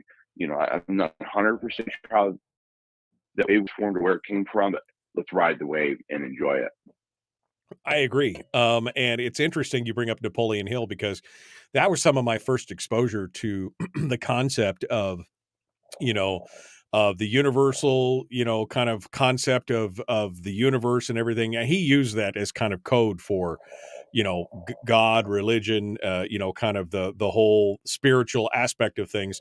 But he couched it in terms of the day were probably a little bit more palatable, this universal mind idea. But he talks about the frequency of your thoughts and thinking about things and pondering it, putting it into your subconscious and plugging it in and believing that the results will come and seeing things happen. And of course, later on, we learn about things that from a scientific standpoint of, things like the observer effect and some of the other things that are, based in more scientific, mechanical kind of things. But to me, I've seen it happen in my own life. Like you said, I've seen it happen in my own life. Things that I focused on and ruminated on, and things that I thought about, sometimes things that I started to think about, and then I kind of I focused on them, but I forgot about them. And then they came true. And I was like, that's kind of weird. I'm trying to organize my thoughts and direct it and keep those things in the right direction. But sometimes my subconscious appears to be even working on things, even when I'm not consciously paying attention to it. And it takes a lot of work to get there, but it's an interesting idea that how we think about things. And maybe we're all psyching ourselves out. And maybe it's just because we put ourselves in a position to be receptive to see things that we may not have seen because we were occupied by other thoughts or ideas, and it popped up and we just wouldn't have seen it. Maybe that's what it is. Maybe it's not something that's metaphysical or spiritual or whatever. Maybe it's just we've honed our minds to key in on things that we would have missed if we hadn't been concentrating fully on it. It could concentrating or just even aware of. I think just being aware of this possibility, the realm of this possibility, and not rejecting it or accepting it out of hand. Just be aware of it and see what happens. Go with me here for a minute. I read a book probably 15 or 16 years ago called Creating Wealth by Robert G. Allen, who had also written No Money Down and kind of become pretty famous in the 80s for that stunt where he was flown to Los Angeles with no money, no ID, and he bought, I don't remember, 3 or 4 properties within 24 hours. And anyway, it was a big media stunt, but it was to prove a point that you can do anything you set your mind to in the realm of real estate or otherwise. And anyway, so I read that book, Creating Wealth, and he talks a little bit about the no money down philosophy. And I said to my wife, I said, we should buy 2 properties this year. I read it fairly early in the year. Let's buy 2 properties this year with nothing down. And we didn't know how. We didn't know the way with which these properties would come to us. And yet we did that year, bought 2 properties. In fact, one of them, not only did we put nothing down, we got money back at the closing table. And so the idea, though, was that that's out there. That idea is out there. It wasn't new. It was transmitted through a book, transmitted from one person to another, from his typewriter to the printing press, to my eyeballs, to my brain, to my mouth. and sharing it with Tiffany, who's my partner both in life and business. And then we began to, for lack of a better term, we just began to operate or to think and put into the world different thoughts, which were brought back to us in the form of 2 deeds to properties that year with nothing down. And anyway, I believe it. I know it. I've seen it. One of the things I had a great pleasure a couple of years ago of interviewing Robert G. Allen. I told him that story and how exciting it was to see it come to fruition. And he said, "Let me tell you this. I was in Thailand, and Robert G. Allen was saying this, and he was speaking before a large group. And a little woman came up to him, a little Thai woman came up to him and said, 'Thank you. Because of you and your book, I was able to create, I don't remember if it was $2 million or $3 million worth of property net worth or whatever it was.' And he just said, 'Well, that's fantastic. So you what principles out of the book did you get the most out of it?' She goes, 'No, I didn't read it. I just read the cover and thought, oh, can property be purchased for no money down? Can wealth be created in real estate with nothing down? I'm going to try it.' She said, 'It was just the cover of your book inspired me to go try it.'" Wow. Just the cover, nothing The else, cover, just the the cover. title alone. That's the title alone gets it done. Well, the other thing that I'd love to talk about, and I constantly try and bring this out of you in almost every time we interview, is, where do we get started? The starting point. Because you and we have been reading a lot of these books for years, right? I mean, I started reading Napoleon Hill and, Andrew Carnegie, Dale Carnegie, Orson Swett Martin, James Allen. I started reading these books when I was in my late teens. And so we've been doing this for a long time, but people who are listening to this for the first time and they're like, well, it sounds like this is but how do they get started? And so I'm always like, break it down for me, Barney style, right? Talk to me like I'm 5 and tell me, how do people get started in getting their mind right? Because that's the battle today. Our constant need where our attentions are being pulled in a million different directions by everything that's around us. And it's easy to get subsumed and overwhelmed. We need to know, how do we get started in getting our minds right? And I know you're probably sick of talking about it because I'm always coming back to it, but I'm always looking for you to give it to me in just a little bit different way, because sometimes that's what it is. That's why we have all these parables. It's the same story being told 15 different ways because 15 different people need different, they need the story differently to be able to grasp it and understand it. So break it down for me here and tell me, how do we get started in this kind of concept of getting our minds right and being able to focus on what we need to focus on? I think if you're the person who is skeptical, who feels like I can't tolerate this kind of metaphysical talk, or this idea of goal setting makes you sick, or does it make you see in your mind when somebody starts talking about goal setting? Do you immediately see a corporate retreat at a holiday inn, 5 miles from where you work, and your boss rolling up his sleeves on a whiteboard and some cheesy mission statements being created? So we have a lot of baggage around the concepts, I think, and the ideas, and also self-improvement. Sometimes we think about, big hair and big teeth and infomercials late at night, and isn't it cheesy? And so there's a lot of cobwebs probably in the mind of anybody who's skeptical. And I would just say to anyone who is skeptical or unfamiliar with these ideas, just try it. Just try it once, and you'll see it. The proof is in the pudding. So if you don't worry about how, you just worry about what or who. If you're looking for a relationship, or you're looking for a thing, or a bump in income, or a raise, you put this to work and you put it to practice. And you say, this is where I'm aiming, and I do not know how I'll get there. And then just begin. But I think without those two things coupled together, which is an aim and beginning, you can prove that it doesn't work really quick. So if you just aim at something but don't begin, or you begin but you don't aim, and you're, as Zig Ziglar said, a wandering generality versus a meaningful specific, then you can prove this wrong and prove yourself right. And that's what skeptics do. Right. I like what Jim Rohn said one time. He said, there's certain people that just lie, and they shouldn't lie. And he says, why shouldn't they lie? They're the liars. That's what liars do. Of course they gotta lie. And there's people that are going to win. There's people that are going to try this and say, I think I will do that. I think I hear these idiots every Tuesday talking about this. Let me just try it. And that's what I would say. To start is to try, and to simply make an aim.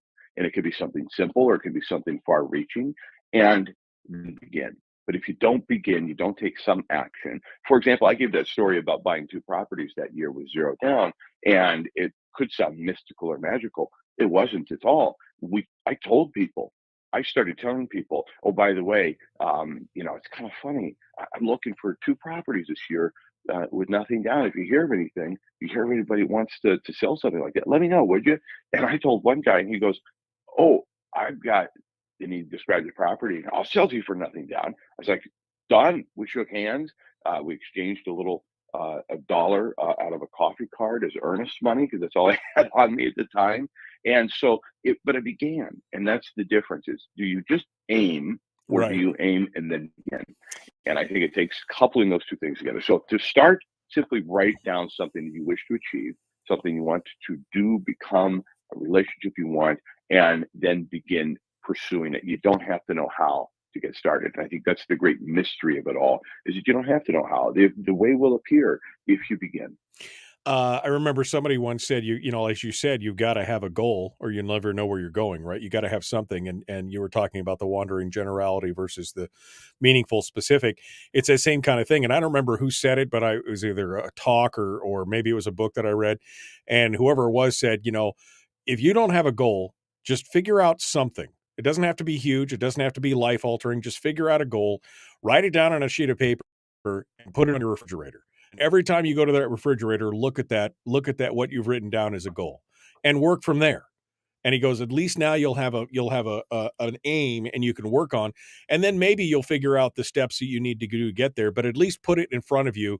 And every time you go to the fridge, you look at it and go, okay, yeah, I still remember that. Now, maybe in 8 months, it'll be spattered with ketchup and you won't remember exactly why you put it there or anything else, but your brain will still be processing it and your subconscious will be working on it as well. I mean, I think that is an important first step, is writing it down, what you want, and then, slowly try and figure it out from there. I agree. I close my radio show with the same 3 lines every week. Look forward, learn from your past, live in the present. And sometimes we can look so far forward with too far of a stretching goal that we actually take some of the joy out of the present, and we forget that this is the good life right here. I mean, like I said, I wasn't really prepared to talk to you, and no, I've been preparing all morning to talk to you. I've been looking forward to it, and I've been 100% present this whole time. I've got a really busy day ahead of me. I'm not thinking about that. I'm here in this present, and I think in this fast-paced world, which is, 100 million light years beyond what Napoleon Hill could have imagined 100 years ago. But although it wouldn't surprise him where we're at, right? You just couldn't even have imagined it.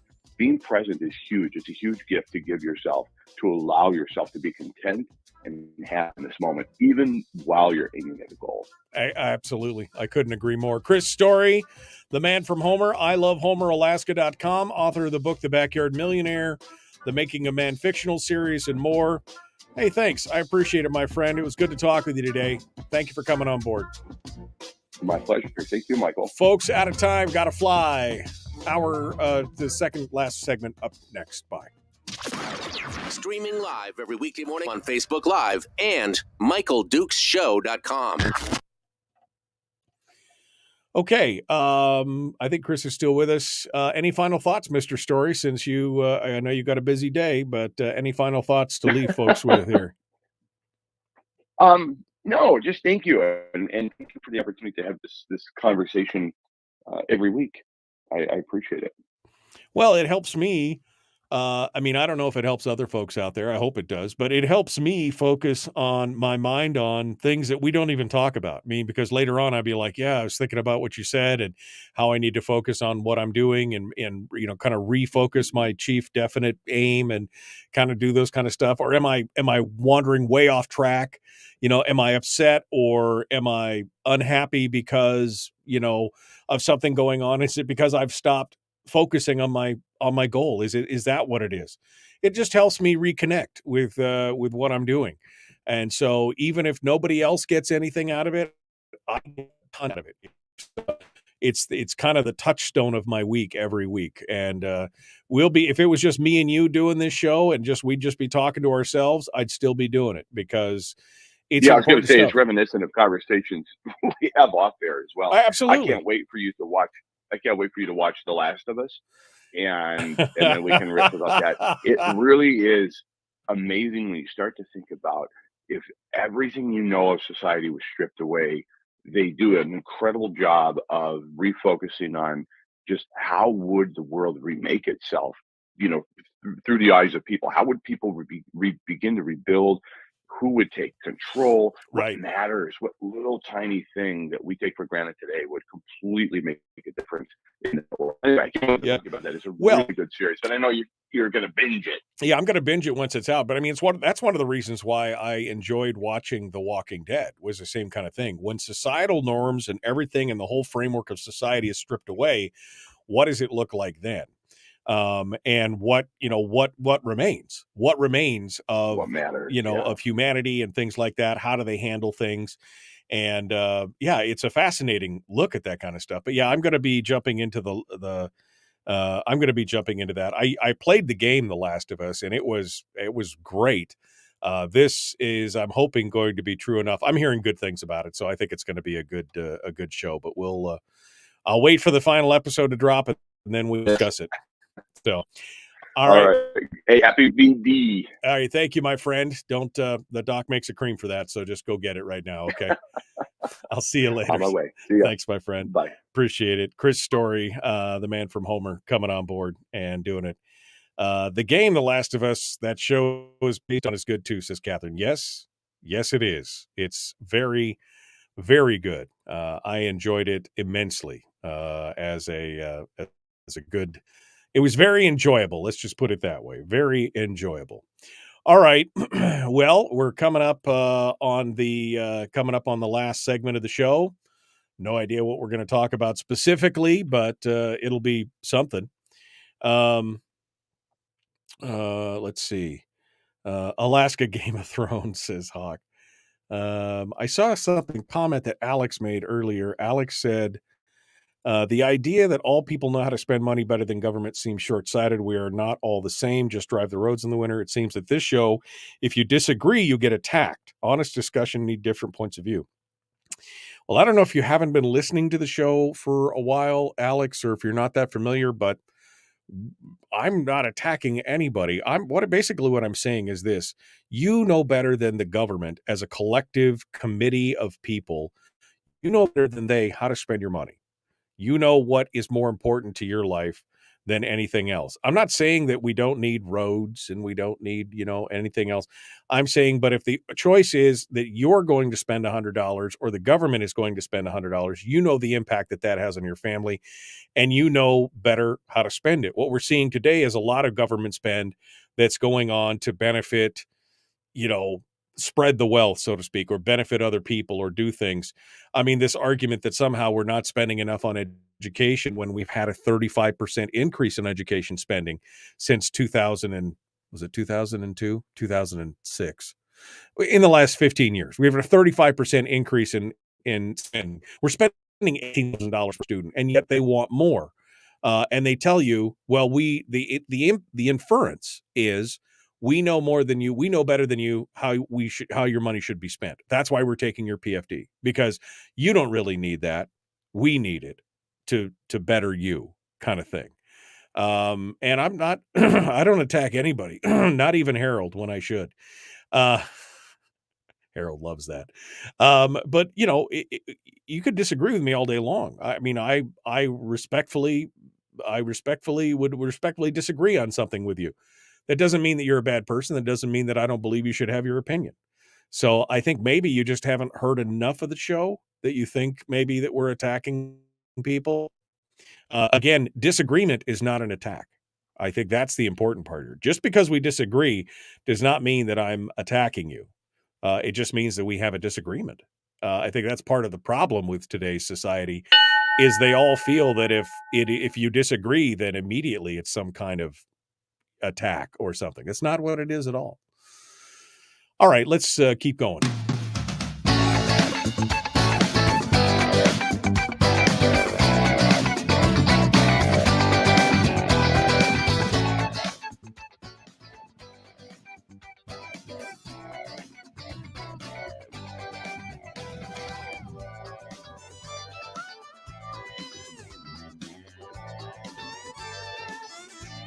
Okay. Here we are, down to the last segment of the show today. And I'm going to throw the phone lines open. And we can talk about all this stuff. Whatever you want to talk about. Interesting discussions. Let's go over to the phones and see what you guys have to say. Phone lines are open at 907-433-3150. Tomorrow on the program is Mike Schauer going to be joining us in hour 2. I think Frank Tomaszewski is going to be joining us in hour 1. Waiting on confirmation of that. He is the new legislator from the Interior. We'll talk with him here morning at 24.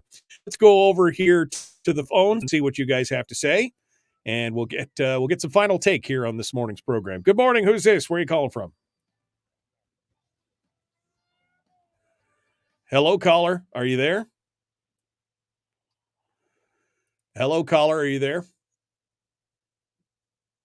Yes, I am. Good morning. How are you, sir? What's happening? Yeah, this is Ron in North Pole. You mentioned something at the beginning of your show today that triggered a thought, and I just wonder if any really thinking person believes that an extraterrestrial being that likely arrived here at something in excess of warp speed would use a 19th or early 20th century technology for aerial reconnaissance.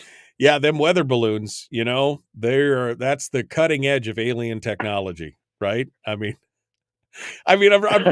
reading some of the accounts and some of the theories and some of the headlines, and I'm just like, this thing was flying at 20, the pill-shaped one or whatever it was, the oval. It was flying at 20,000 feet, and it was flying at, I think, less than 50 miles an hour or whatever it was. They couldn't even go to guns on it. They said they wanted to go to guns, but they were having a hard time because it's so slow, they couldn't hit it. And so then they're like, we'll just shoot it down with a missile.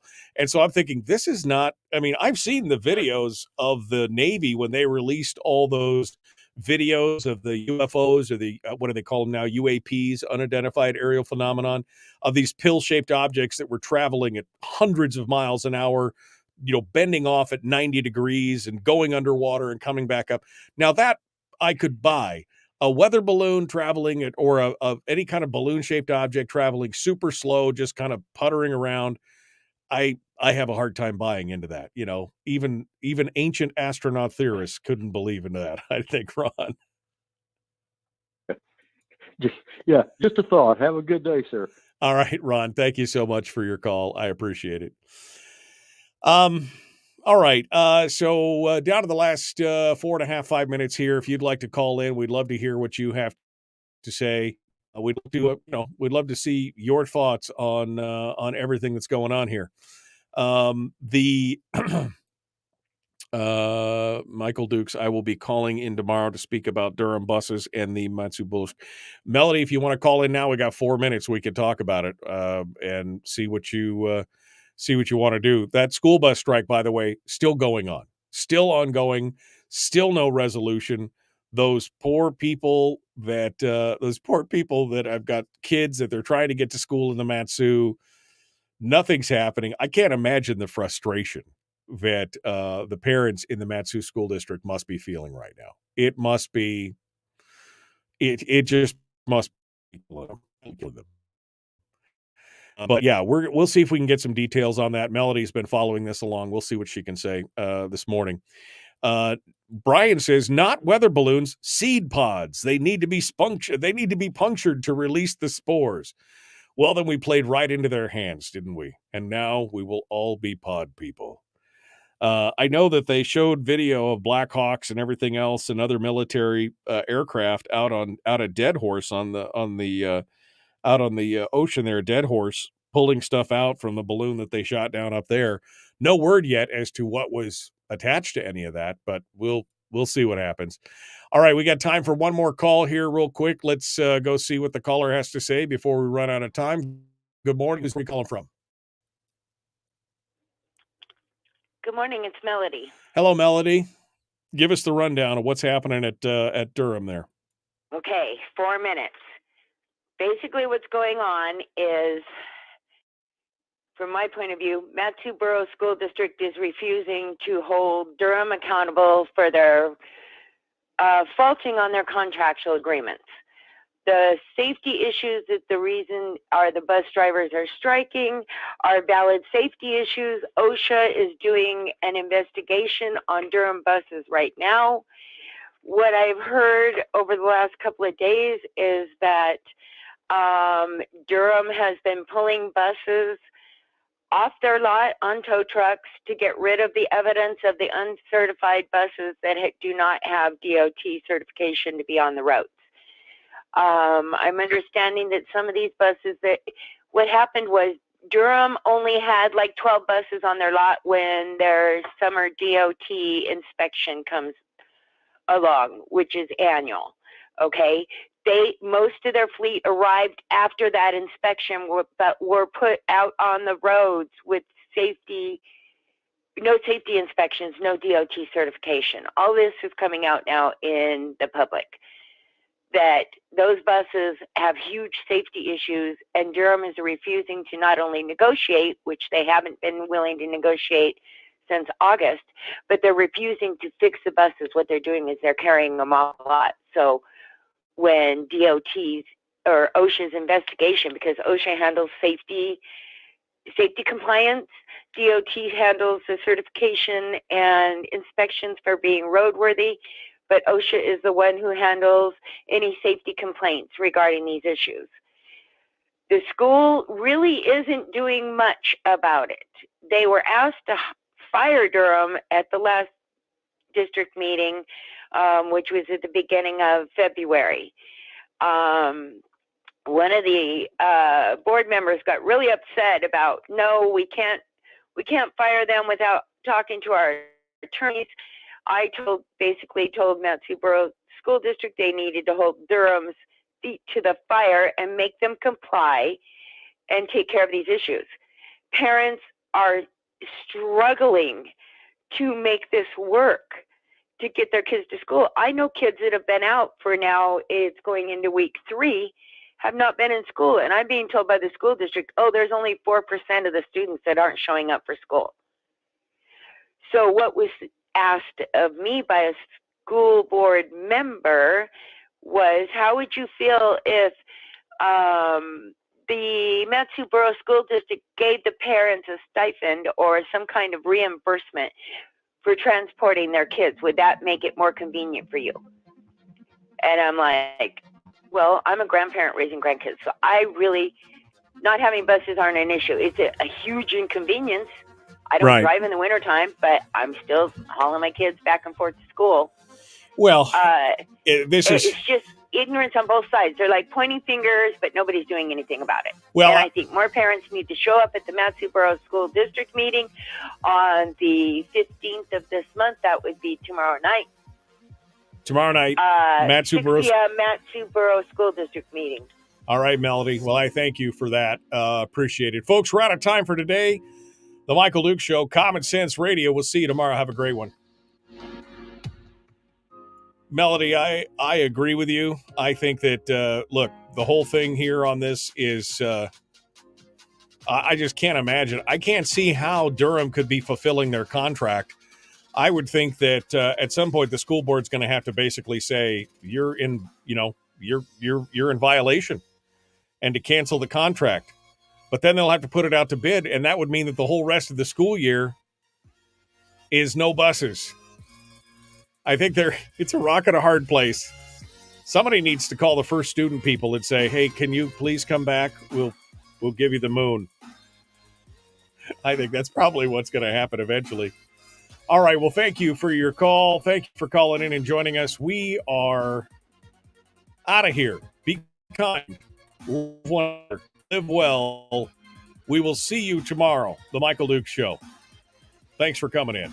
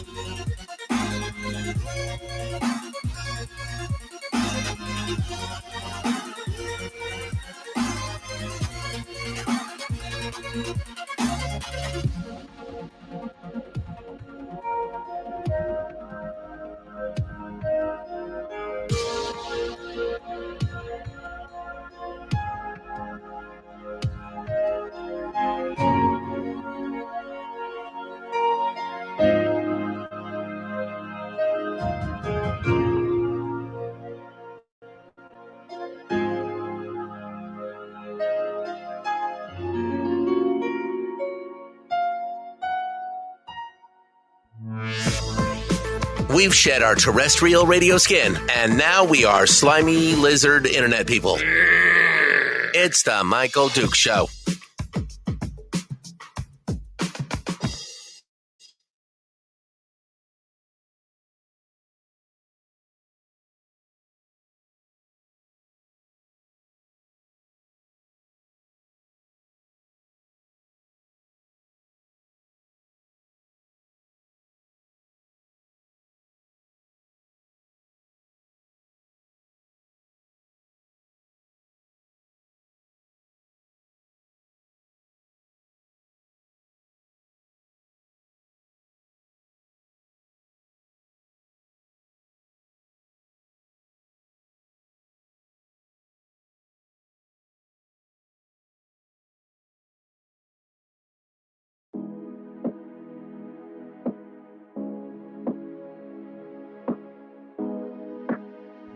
We're broadcasting live through a series of